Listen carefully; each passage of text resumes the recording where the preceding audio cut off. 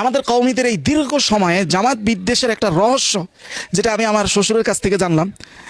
আমার শ্বশুর হাটাজারিতেও শিক্ষক ছিলেন এবং মেখলে শিক্ষক ছিলেন, হাটাজারিরও ছাত্র, মেখলেরও ছাত্র। তো ইতিহাসটা অনেকটা চোখ কপলে ওঠার মতো। আমি কোনো ভিডিও শেয়ার করতে আসলে কাউকে কখনো বলিনি, তবে এইটা বিশেষভাবে বলবো শেয়ার করতেন। তো ঘটনাটা উনি যেমনটা শুনিয়েছেন আমাকে, সেটা হলো যেহেতু কওমিয়ানরা বা আমরা আমাদের পূর্ব ওলামায়ে কেরাম বর্তমান প্রচলিত রাজনীতিকে সম্পূর্ণ হারাম মনে করতেন, এটার সাথে কোনো ধরনের সম্পৃক্ততাকেও হারাম মনে করতেন। তা আমাদের একজন আকাবির ও বুজুর্গ হাফিজি হুজুর রহমতুল্লাহ আলী, তিনি যখন এই রাজনীতির সাথে সম্পৃক্ত হলেন, তখনও এই দেশের ম্যাক্সিমাম ওলামায়ে কেরাম এটাকে সঠিক মনে করতেন না। সেই সুবাদে হাফিজি রহমতুল্লাহ আলীর কোনো একটা রাজনৈতিক মজলিসে বা মিটিংয়ে হাটাজারির তৎকালীন সময় কিছু ছাত্র সেখানে পার্টিসিপেট করে বা অংশগ্রহণ করে। যেহেতু ওনারা এটাকে হালাল মনে করতেন না, স্বাভাবিকত এটাকে ওনারা ভালো চোখে দেখেননি, খুবই স্বাভাবিক। তো যারা হাফিজি হুজুরের ওই মিটিংয়ে অ্যাটেন্ড করেছিল, আমি জাস্ট আমার শ্বশুর থেকে যা শুনতেছি সেটা বর্ণনা করতেছি। আমার কাছে আবার এটার কোনো কিতাবের দলিল চায়েন না, পৃষ্ঠা নাম্বার চায়েন না, জাস্ট আমি যেটা শুনতেছি এবং আমি শুনেছি এই মর্মে আপনাকে বলতেছি যে আমি এটা শুনেছি। তো আমার শ্বশুর বললেন তৎকালীন সময় যে ছাত্রগুলো হাফিজি হুজুর রহমতুল্লাহ আলীর সেই মিটিংয়ে ছিল, তারা রাত্রে মাদ্রাসায় ঢোকার সুযোগ পায়নি। বিশেষভাবে তাদের প্রতিও ক্ষুব্ধ হয়ে মাদ্রাসার গেট আটকে দেওয়ার একটা ঘটনা ঘটেছিল। তো তারাও মাদ্রাসায় ঢুকতে না পেরে এক পর্যায়ে দেয়াল টপকিয়ে বা গেট টপকিয়ে তারা মাদ্রাসায় প্রবেশের একটা চেষ্টা করেছে। স্বাভাবিকভাবে রাত্রে কোথায় থাকবে তারা?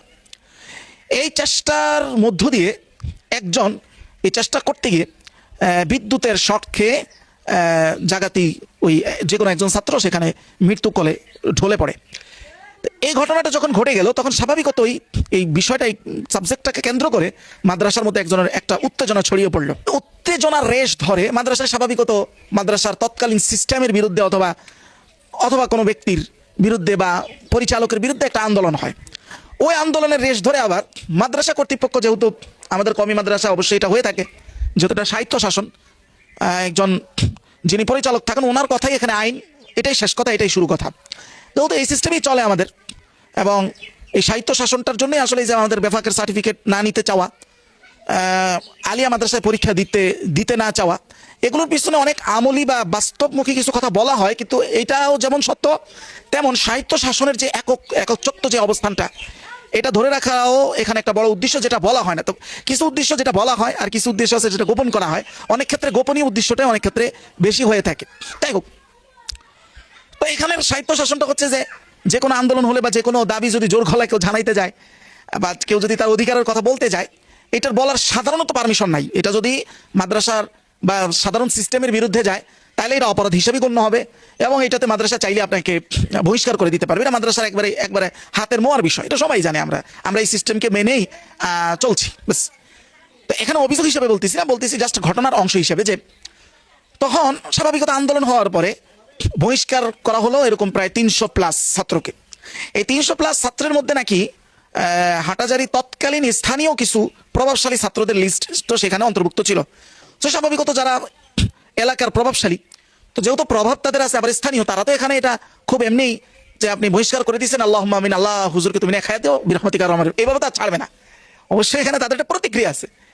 তো প্রতিক্রিয়া স্বরূপ তারা তৎকালীন ওই এলাকার কিছু জামায়াত সংশ্লিষ্ট কিছু ভাইদের সাথে হয়তো তারা তাদের আশ্রয় চেয়েছে, যে ভাই আমাদেরকে তো এইভাবে বের করে দিছে, ইত্যাদি ইত্যাদি, আমাদের জন্য কিছু করেন।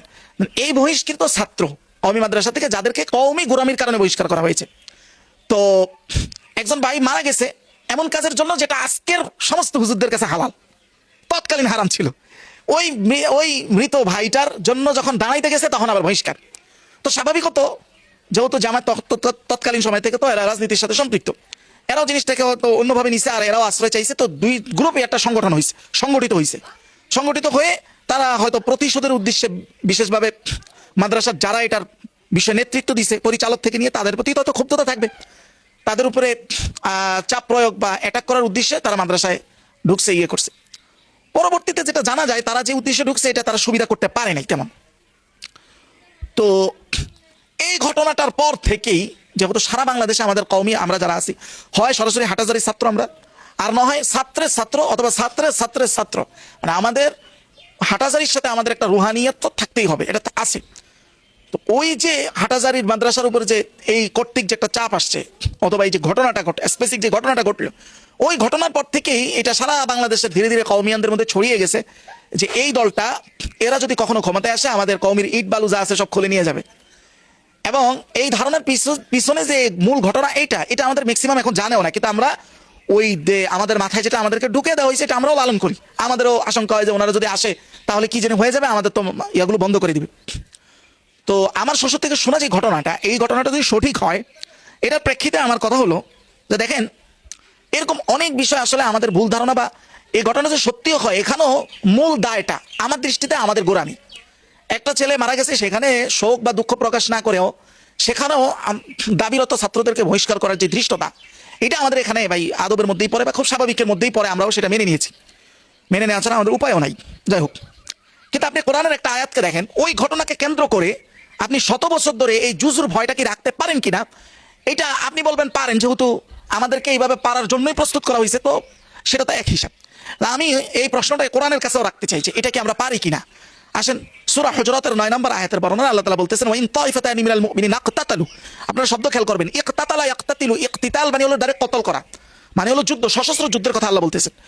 মুমিনদের দুই দল যদি, মুসলমানদের দুই দল যদি ইকতাতালু, তারা যদি নিজেদের মধ্যে পরস্পরে সশস্ত্র যুদ্ধে লিপ্ত হয়ে যায়, তো প্রথম কাজ আমাদের কি, ফাসলিহু বাইনাহুমা, দুই দলকে ঠান্ডা করার চেষ্টা করা, দুই দলের মধ্যে সালিশি কাজ করা, দুই দলের দাবি, দুই দলের অভিযোগ কি সেটার ভিত্তিতে একটা সমাধানে আনার চেষ্টা করা। কিন্তু এই সমাধানে সঠিক সমাধান করতে চেষ্টা করার পরেও যদি মানে তৃতীয় পক্ষ এখানে চেষ্টা করবে, আমাদের তো এখানে তৃতীয় পক্ষ নাই, আমরা তৃতীয় পক্ষ কাকে মানবো? আমরা সবাই তো এখানে একেবারে কি বলে, আমাদের তো মেজাজটাই হলো যে আমরাই সঠিক, তো যেখানে আমি সঠিক সেখানে আমাকে নিয়ে বিচার বসবে দেখি, মানে এরকম ব্যাপারটা। তো আল্লাহ তাআলা বলতেছেন, ফাইম বাগাত ইহদাহুমা আলাল উখরা, তৃতীয় পক্ষ একটা মুমিনদের দল তাদের দুইজনকে শান্ত করার পরেও, দুইজনের যথাযথ অভিযোগ সবকিছু মেনটেন করার পরেও যদি এদের কোনো এক দল অতিরঞ্জিত করে, বাগাওয়াতি করে, তাহলে করণীয় কি, ফাকাতিলুল্লাতী তাবগী হাত্তা তাফিয়া ইলা আমরিল্লাহ, তাহলে যেই দলটা এখানে অতিরঞ্জিত করতেছে তাদের বিরুদ্ধে তোমরা তাহলে সশস্ত্র যুদ্ধ করো। আল্লাহ বলতেছেন কতক্ষণ করো? আল্লাহ বলতেছেন হাত্তা তাফিয়া ইলা আমরিল্লাহ, এটা ততক্ষণ করো যতক্ষণ না তারা এই অবস্থা থেকে আল্লাহর আদেশের দিকে ফিরে না আসতেছে, অর্থাৎ তারা এই যে গন্ডগোলটা থেকে ফিরে যতক্ষণ না আসতেছে। ফাইন ফাত, এই গন্ডগোল থেকে যদি তারা ফিরে আসে, ফাসলিহু বাইনাহুমা বিল আদলি ওয়াকসিতু, দুই দলের সাথেই তোমরা ন্যায়পূর্ণ ইনসাফপূর্ণ আচরণ করো। আল্লাহ ন্যায়পরায়ণদেরকে ভালোবাসেন। তাহলে একটা স্পেসিফিক ঘটনাকে কেন্দ্র করে আপনি যুগের পর যুগ, যুগের পর যুগ এক দল আরেক দলের প্রতি যে জুজুর ভয় তৈরি করা, এইটার কোনো স্পেসিফিক কোনো নিদর্শন হেদায়েত কোরআন ও সুন্নাহ থেকে আসে এটা আপাতত আমার জানা নেই। যদি আপনাদের জানা থাকে বলবেন। আমার যেটা জানা আছে সেটা হলো হযরতে মুয়াবিয়া এবং হযরতে আলী রাদিয়াল্লাহু তাআলা আনহুর মধ্যে যে রাজনৈতিক বোঝাপড়ার ইখতিলাফি এবং ইজতিহাদি খতার কারণে যেই যুদ্ধ হয়েছে, ওই যুদ্ধের মধ্যে আল বিদায়া ওয়ান নিহায়ার বর্ণনা আছে, ওয়াকানা আইদ্দাতু মান কুতিলা ইয়াউমা সিফফিন নাহওয়ান, সিফফিনের যুদ্ধে প্রায় যারা মারা গেছে কেউ কেউ বলেছেন প্রায় 70,000-এর মতো, এরা সবাই সাহাবী, এরা সবাই মুসলমান। তাহলে এই হিসাব যদি করেন, তাহলে তো আমরা যারা হযরত আলীকে এই জায়গায় হক মনে করি, সঠিক মনে করি, তাদের তো হযরত মুয়াবিয়ার নাউযুবিল্লাহি মিন যালিক বিদ্বেষী হয়ে যাওয়ার কথা, কিন্তু আমরা তো তা হচ্ছি না। বরং আমরা মনে করি এটা ওই স্পেসিফিক ঘটনায় ইজতিহাদি ভুল, মানে গবেষণামূলক মিস্টেক হয়েছে, অথচ এখানে তো বহু প্রাণ গেছে। এই ঘটনা আমাদেরকে কি শিক্ষা দেয়? কোন একটা স্পেসিফিক ঘটনাকে কেন্দ্র করে আপনি পুরা জীবন ধারাকেই বিরোধপূর্ণ অনৈক্যপূর্ণ করবেন, এটা তো আমরা পড়েছি যে ইসলামের আগে আউস খাজরাজ এই সকল গোত্রীয় মানসিকতা এটা ছিল। এটা আমাদের মধ্যে আসলো কিভাবে? তারা একটা ঝগড়াকে এইভাবে প্রলম্বিত করতে করতে করতে করতে জুজুর ভয় এভাবে করতে করতে কেউ মারা গেলেও বলতো যে এই ঝগড়া যেন চালায় যাওয়া হয়। আমরা এই জন্য আউস খাজরাজ হইতে চাই না। আসলে আল্লাহর যে হেদায়েত, এটা ঘুরে ফিরে ঐক্যের দিকেই যাবে। ঐক্যের জন্যই আমাদের আসলে সব কিছুকে সামনে রাখা উচিত, অনৈক্যকে প্রলম্বিত না করে আমরা যেন ঐক্যকে ত্বরান্বিত করি। এটার জন্যই আমাদের এই পর্যালোচনা বলাটা। আল্লাহ কবুল করুক।